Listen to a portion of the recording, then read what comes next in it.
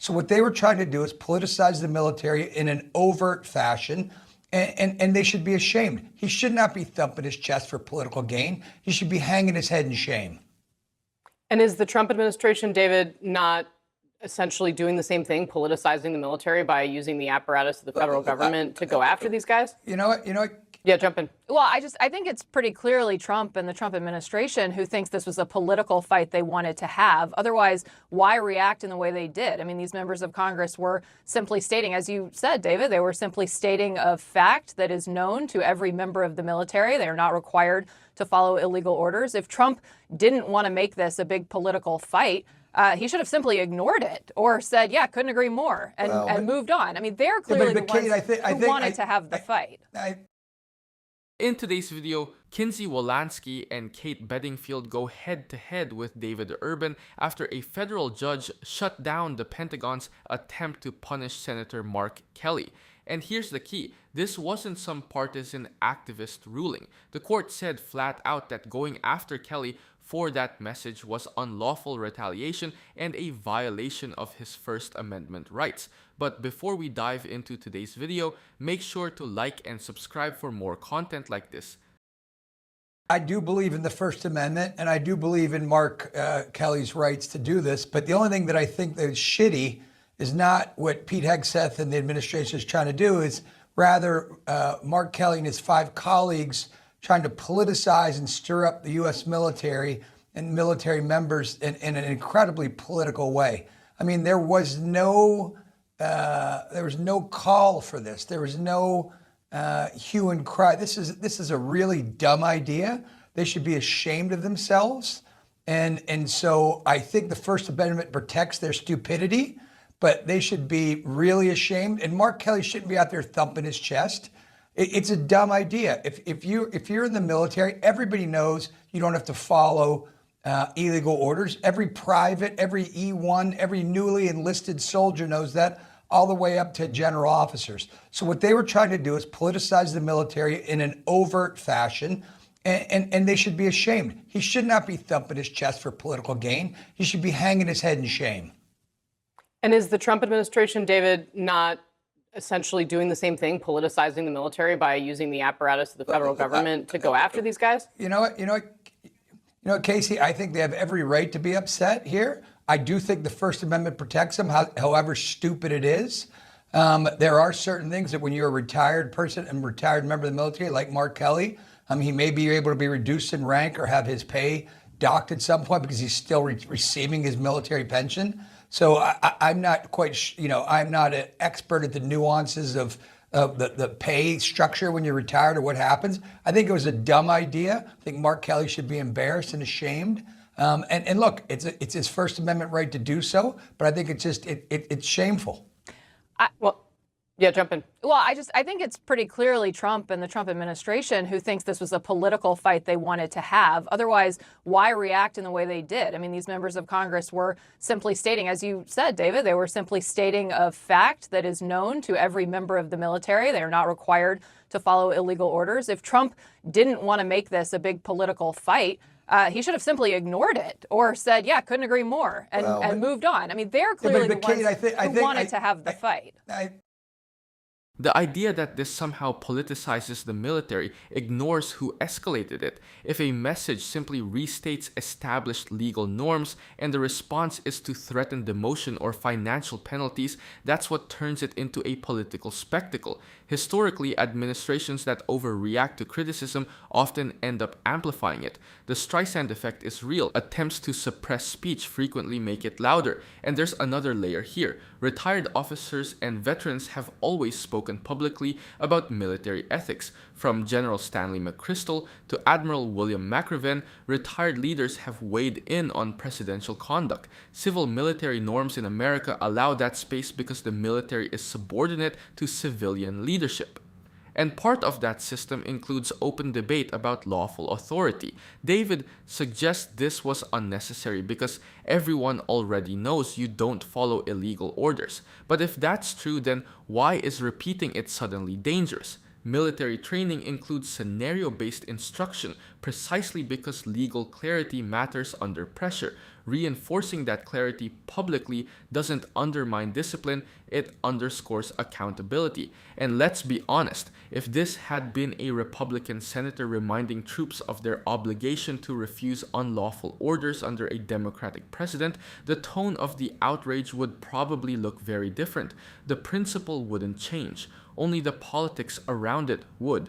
Kate's underlying point lands because it centers consistency. You can't say you support the First Amendment and then imply someone deserves punishment or shame for exercising it, especially when what they're saying aligns with long-standing military law. At the end of the day, the military strength isn't blind obedience, it's lawful obedience.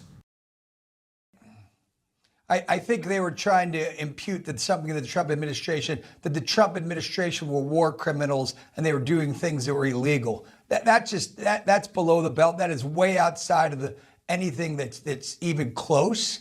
And so for them to do so is shameful. They shouldn't do it. You don't mess around in these waters. You don't play lightly. For these guys to do it is shameful. They know better. They shouldn't do it. Shitty idea, Mark Kelly. I think they were expressing concern about the fact that Congress had not been briefed and relevant committees of jurisdiction had not been briefed on potential military actions. There's a way to do that in oversight. And so Yeah, I you think do that in Trump, oversight. You do it in oversight hearing. if Trump didn't want to make this a big political fight, then he wouldn't have taken the bait.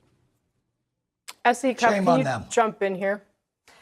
I mean, if this was a political fight that Trump and Hegseth wanted, they lost big time. There's a thing in elections that you can't buy. It's name ID. And Trump and Hegseth just gave Mark Kelly, a man who, by his own admission, is looking to run for president in 2028. He's seriously considering it.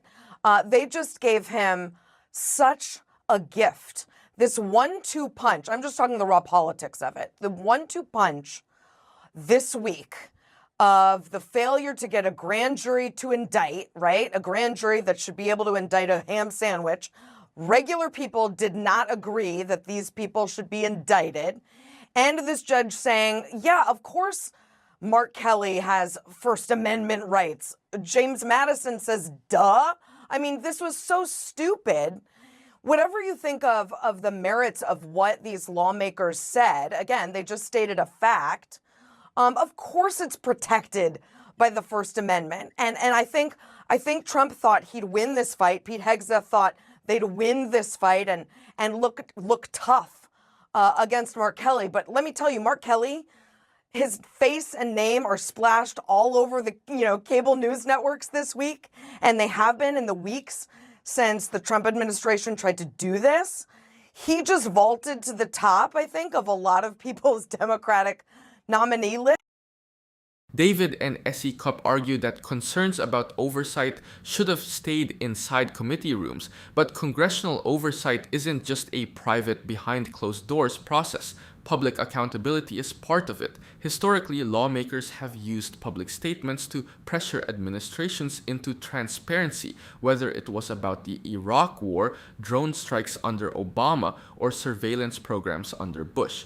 Public scrutiny has always been part of how Congress checks executive power. Also, let's talk about this idea that simply raising the issue is reckless. Civil-military relations in the United States are designed around one core concept: the military answers to civilian authority, and that authority is bound by law. When lawmakers restate that boundary, they're reinforcing civilian control, not undermining it. If anything destabilizes trust, it's the suggestion that talking about legal limits is somehow taboo. And politically, SE accidentally makes Kate's broader point. Attempts to punish or publicly shame someone over protected speech often backfire. There's a long history of that in American politics. When the government appears to overreach, courts and voters tend to react. We saw that with the Pentagon Papers. We saw that with Watergate. The more aggressively an administration tries to shut something down, the more oxygen it gives the issue. The grand jury angle matters too.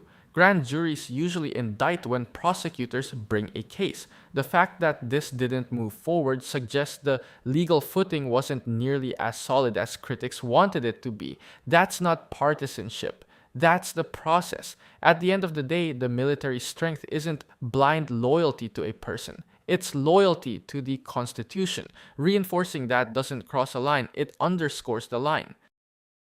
And let me tell you, I know a lot of Arizona politicos and operatives. He's very popular there, okay? He's popular with Republicans. So this was Mark Kelly's best week ever.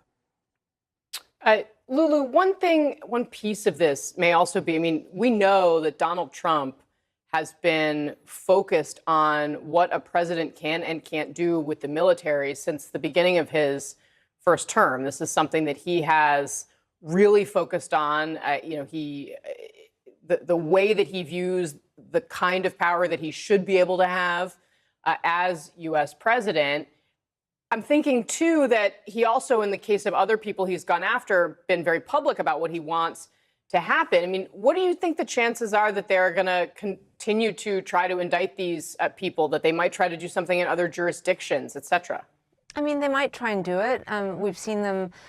I mean, this is a playbook that they've sort of rolled out over and over again. But what you're seeing here is, judges and I think the general public saying that this is just not what they'd like to see in the administration. I mean, to David Irvin's point, you can dislike what they said, you can disagree with it. That's America.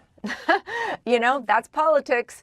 But when you see the government try and use its power against people's First Amendment rights and also people who are duly elected and legitimately elected people, and also someone like Mark Kelly, who is not only someone who has served his country admirably, but is a former astronaut, I just don't think it's going to go their way. And I think it just hurts them instead of helps them.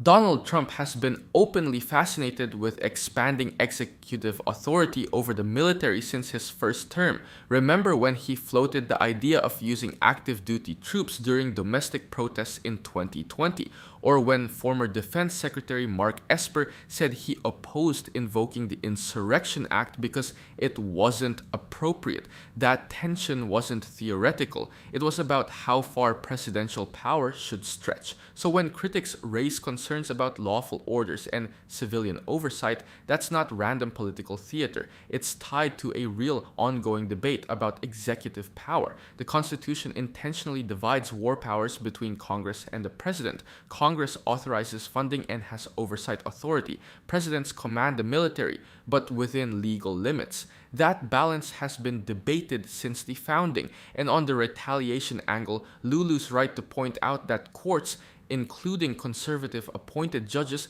have repeatedly pushed back when they see government overreach. We've seen that across administrations. The judiciary tends to draw a bright line when the government appears to punish protected speech. That's not ideological, that's structural. The First Amendment has extremely strong protections, especially when it involves political speech by elected officials. Politically, this kind of move can also misfire. Historically, when administrations are seen as targeting opponents, public opinion often shifts toward the person being targeted. We saw that with various investigations over the years. Once something looks personal instead of procedural, it changes the optics fast. And let's not gloss over Mark Kelly's profile. He's a former Navy captain and astronaut. Astronauts are among the most trusted public figures in American polling. Military veterans consistently rank high in public trust as well. So if you're going to escalate a public fight, picking someone with that resume might not be the smartest play.